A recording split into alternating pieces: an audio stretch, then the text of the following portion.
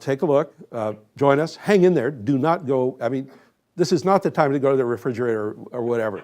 This is the time to really pay attention, because up to now what you've been hearing is this one guy give you a lecture, but let's see some action. So let's begin. Activities can help facilitate achieving that goal. So what specific activities will we do together as a team to live into that vision that we've set for ourselves?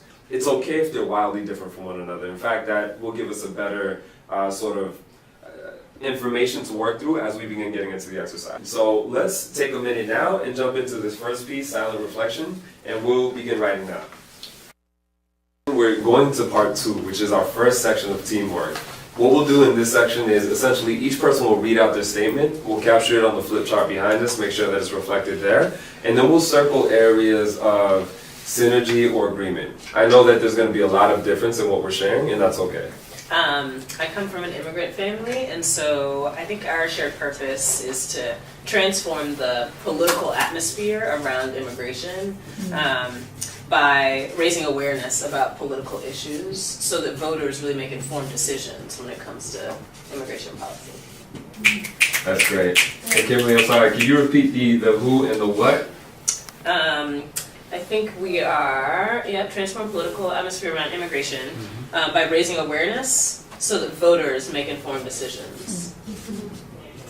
Raising awareness, great. And when you say raising awareness, do you have a particular tactic or event in mind? Maybe it is like at voter registration drives, how we actually communicate some of the policies. That's great. And when you say folks who are going to be voting, do you have a particular sort of constituency or a group of people, maybe even a part of Massachusetts in mind? We could think locally. I mean, we could think of the Boston community. I think that would be cool. Okay, Yeah. Boston community specifically. And are you thinking like young folks, older folks? Do you have anything in mind? Ooh, it'd be great if we were talking about new voters. Oh, that's great. That's Yeah. great. I just want to lift that up because that level of specificity is actually really helpful to help us clarify where we're going to focus. So our purpose is to stop the school to prison pipeline by empowering college and high school students in Massachusetts to get progressives elected to office and hold politicians accountable by doing teach-ins on campus, voter registration, direct action, and meetings with elected officials. Okay, great. So what we'll do now, everyone has had a chance to share. So we have a bunch of really good ideas on this board, and there are some differences in what we put up from one sentence to the next. So what we want to do is actually focus first on where there's some similarities, where there's some commonalities, and what could our team potentially focus on. Beginning first in this what category for the vision, transform political atmosphere around immigration, increase civic engagement, stop school to prison pipeline, activate 100,000 new organizers in the U.S., improve civic responsibility, empower voice of local community to speak out. And now you could just shout these out. I'll circle the ones that you all say. Yeah. I love the empowering voice one. I think that's really good. All right, do others agree? Yeah. Do others feel that? Okay. I also love this thing around civic responsibility. Civic responsibility as well? Yeah. Okay. Later. So under the who category, we have Boston community, new voters, oppressed voters in the South, North Carolina particularly, but there are other places we could focus. Massachusetts college and high school. Just shout out, what community will give you the most energy to organize around as a team? Given where you are, where you live, what you're focused on. So Yeah. go ahead. I think it's really important to maybe be thinking outside of Boston. I know there's a lot of Massachusetts up there, but it's pretty good here compared to other places. And so I think it'd be really important to think about the South or something like that where things can be tougher. But Okay, so this is good. This is a good question, right? So what we want to do is just lead with seeking to understand and then try to make a decision together. So, Cato, could you say a little more about why you feel like focusing outside of Boston would be important? There hasn't been a systemic, recent, pushback against voter rights in that type of way here in Massachusetts, but there have been that in other states, and so I think it's really critical for us to be thinking outside of our community and thinking about communities where we can go make a difference. Okay, so thank you for lifting that up, right? We want to hold the opinions as we move through this process. What I want to name is that we're going to come back to this point, and we're going to come back to where we differ in our opinions. And what we want to focus on first in this step is really thinking about where there's similarities and commonalities in the entire group amongst what we've already put up on the board. So Kate, again, I hear that difference. I'm wondering, is there a place where you do see some energy if you were to focus on another region? Low turnout, like voters who who feel like they're not part of the system then, because then maybe I guess I could learn something that I could take to another community later. What we'll do is take a minute. Hamilton. What I else? think house meetings I think that's a really good idea as well. House meetings. That's great. And let's circle just a couple more, maybe one or two more. So I think it's super important to do like voter registration drives, like Yeah. actually getting people in the voting Yeah. booth, ready to go. I agree. Next. Part number 3, we're returning to the world of individual work. One change from earlier. We're going to rewrite our shared purpose statement, but this time you're only going to use the circled areas from each column to construct your new shared purpose statement. Okay. So again, it's okay if you leave some out. It's okay if you don't use all of them, and it is okay if you try to use all of them. The real intention here is to get as much focus as possible using what you think the team resonates with, will best capture the intent, and uses what we've already circled and honed in on. All right, and that's time. Just listen for which statement seems like it best captures for you your understanding of what our team's purpose could be. Our purpose is to organize young people in Boston to hold politicians accountable and fight for fair policies by registering voters, creating house meetings, doing voter drives, church announcements, direct action, and outreach to our networks on and off campuses. All right. I said, we share the purpose of developing civic engagement for the citizens of Boston by creating a voters league that will increase turnout in the city council election through get out the vote canvassing, house meetings, the Hamilton production, and candidate forums. Great. So here's the question. Which statement seems to best, in your opinion, capture the essence of what our team can seek to do? I really liked Anita's. I thought it captured it really well. Yeah. Yeah. Me too. All right, great. Aw. So it sounds like Anita's getting some head nods and some laughter, so that's the one that perhaps we can start with. Is there anything that we want to include in that statement that wasn't already captured? I mean, it's not included, we didn't circle it, but can we call out like public policy or passing laws to get at the structural forces? Sure, so maybe we can add something like that. Do others resonate with that addition? Yeah, I think that would be really important to add. It really speaks to me. Okay, that's great. So Anita, could you take one more attempt to include that in your statement and read it out one last time for us as a final statement? So we share the purpose of developing civic engagement for citizens of Boston by creating a voters league that will increase turnout in the city council election and pass progressive policy through get out the vote canvassing, house meetings, attending town halls. Yeah. All right, let's clap it up. We just got to first. Okay, well, let's have an applause for our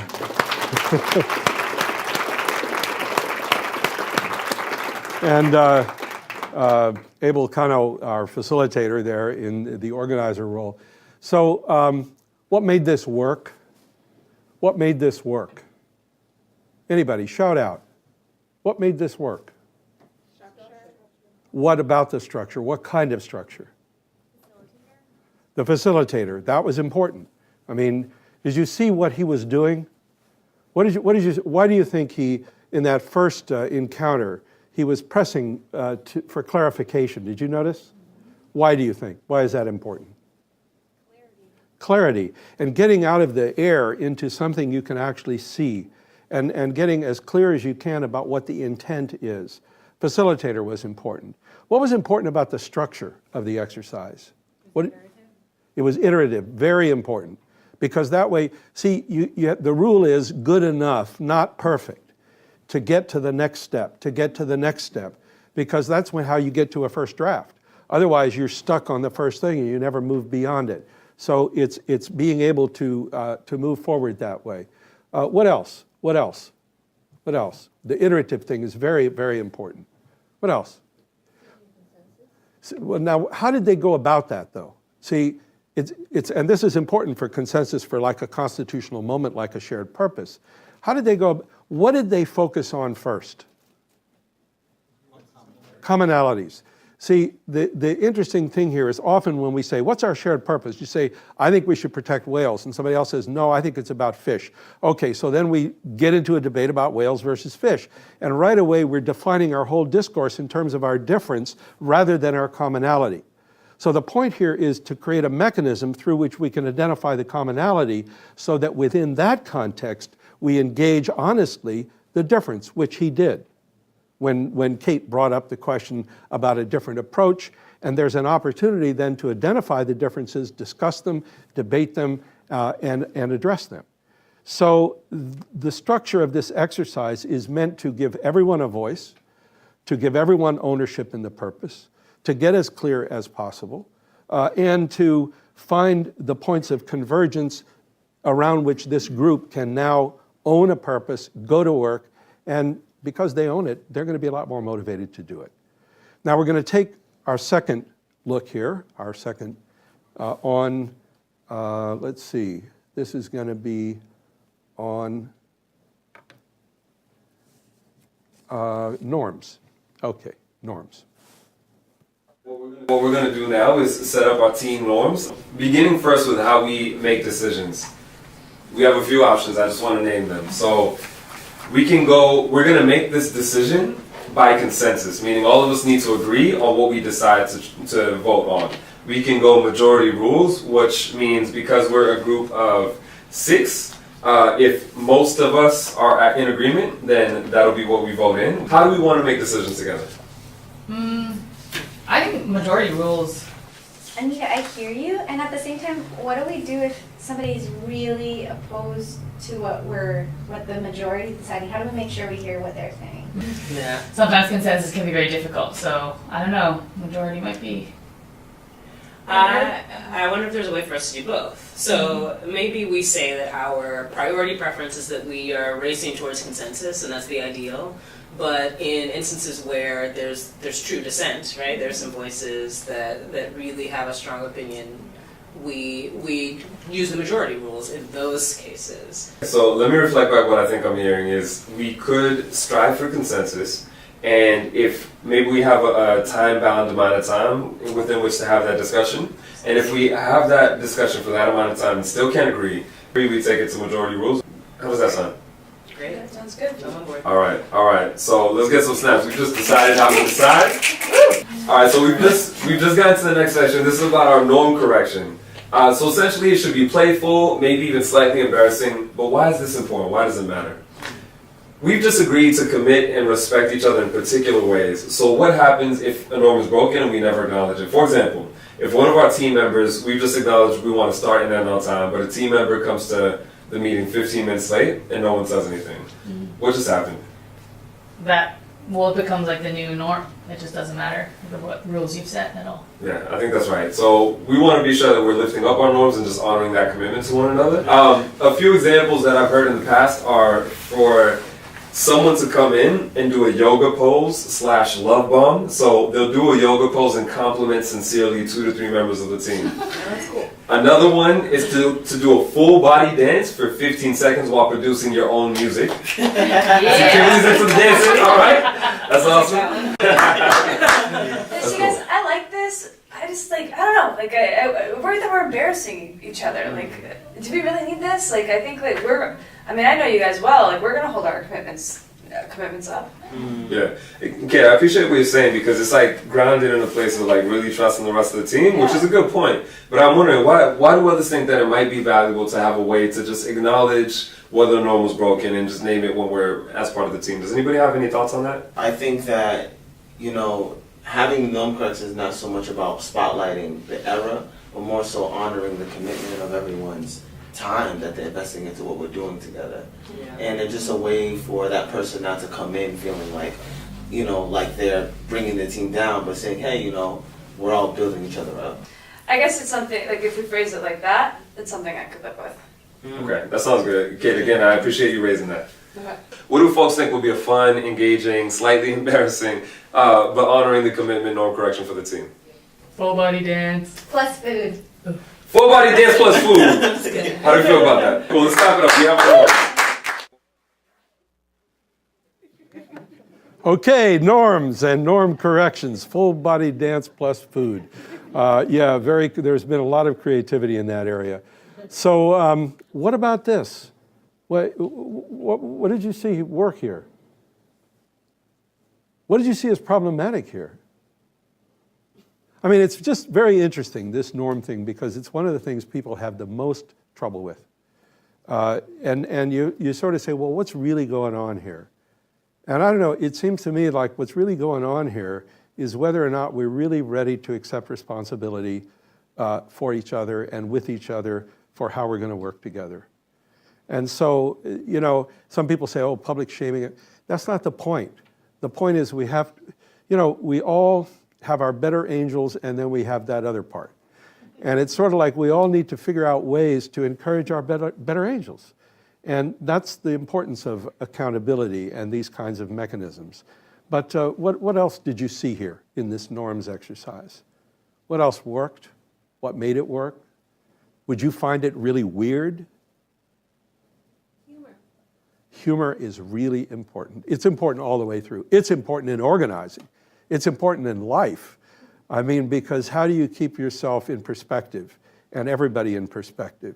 There's actually some organization theorists that teach about what they call the technology of foolishness. They've studied strategy teams and found the ones that have humor are more creative and more effective strategists, because you're able to kind of get outside the box, keep it in perspective, and it keeps the spirit alive. That's so important for creative work, and organizing is creative work. What else? What else? What else on norms? You ready to go out and form norms in your groups? Yeah, I'd love to see that. No, seriously. We do this in all our classes, we do it in all our sections, and at first there's all this questioning, but boy, once you ease into it, then you know you can rely on others to have your back, you have their back, now we got a deal. We're a team, we're working together. So let's go to now our third exercise, which is on roles. Now we're going to create our roles for what specific activities each one of us will take responsibility for in order to make that real. I think it's really important that we have like an outreach coordinator. That's a lot to be responsible for if someone's like responsible for outreach. But it's so important to have like one person accountable, you know? I think it would be important to have just like a single person on outreach. Okay, so you all are lifting up a really important tension and distinction actually. So in the process we're using to create our roles, it is true that one person will be holding the responsibility for getting it done, but it doesn't mean they hold the responsibility for doing it alone. Okay. You know, so that's the first point. So if you're an event coordinator, others can help you with the events, but you're bottom lining the outcomes. So for outreach coordinator, another important point there is that we need to be able to get out there, organize our constituencies, and bring them back together. The outreach coordinator can just help focus those efforts. So everyone's like going out and doing it, and then this one's just responsible for coordinating that. Let's move into the next category. These are responsibilities. I think one thing to keep in mind for this column is that we should be putting down responsibilities that are outcomes, not necessarily tasks. So maybe we could start right up at the team coordinator, for example. What are some responsibilities that person might hold? Maybe that person helps to prepare for the leadership team meetings, and maybe give support or coaching to the team. What we're going to do now is transition into the next category. This is what you would be good for this role if. How about for the team coordinator? To keep us accountable, to coach the team, to help us with scheduling and logistics. Communication skills. Communication skills. Yeah. I think this person would detail oriented maybe. And how about for event? I'm sorry, Anita, did you have one to add there? No, I was just like, you know, tough. You're like keeping us in line, yeah, like assertive. Holds people accountable. That's great. Yeah. And now we're going to move into interested team members. We're going to go around one by one and have an open and honest conversation. So what are our particular strengths in terms of our experience? And, you know, naming for the team, what's one limitation that you feel like you have that might inhibit you from playing some of these roles, or you might need support as part of a team? I've had some experience like as an event planner, so the details are my jam. I just really struggle though with like actually working up the nerve to ask somebody to commit to what we're doing, so that's my limitation. You know, I'm part of this, you know, I should also name for myself, my background is as a community organizer and field director. I really enjoy coaching people and supporting people, so team coordinator or event coordinator could be one of those things. I think for me, a limitation might be managing to keep everyone's schedule aligned and on time. So like really being able to wrangle people and follow up over time when I'm managing multiple projects. That would be a place that would be a limitation. I'd probably need some support. So this is a good first round. I think we have exactly 1, 2, 3, 4, 5, 6 roles and 6 people. Mike, Yeah. where are you at with this role? Sort of, what do you think the criteria of the fit is for you? What is your experience most aligned here on this list? Where do you think you'd have the most impact and it would be sort of like really leveraging your strengths? I think outreach coordinator. All right, so is it okay if we put a check next to Mike for now? There? Yeah. And then we'll revisit. Okay, so Kimberly, between event coordination and managing teams, where do you feel like your strong suit is? Team coordinator. Team coordinator. All right, let's put a star next to Kimberly here. I think I'm really strong at event coordination as well, so I'll take this role. And now we got to celebrate because we have our team roles. But what we just did was review how to match people and roles and capacities. What did you see that made this work, folks here? What did you see that made this work? Good actors. No, but this is very, very real. I mean, we do workshops all over the place, and it's just exactly like, yeah, over here? Being able to identify your strengths and weaknesses of each team member. This is huge. And it creates then a context. You know, people talk about safe spaces. We're much more interested in creating brave spaces. It creates a space in which we can honestly acknowledge limitations and strengths so that we can really be smart about what we're doing and not get into those defensive games and all that. So this is a very, if a team's able to do this, it's a really important, it's a real deal. And it's really respectful. Thank you for lifting that up. What else? What else did you see that enabled this to work? Iterative, because people didn't have to commit to one role right away, but they could say that they were good at maybe 2 or 3, and then it was iterative so that they felt like they could choose one after having had a chance to negotiate different with the. Yeah, no, and that process of working that out, you know, it's sort of like you keep working at it until you find the match. That's also good observation. Back there? Yeah. I really liked how it got to details all the time. So these abstract titles, but then it's like, but what do they do? Yes. And here are the people, but what are you good at? Yeah. So it's because I've tried to do this with staying with the abstract titles, and it goes nowhere.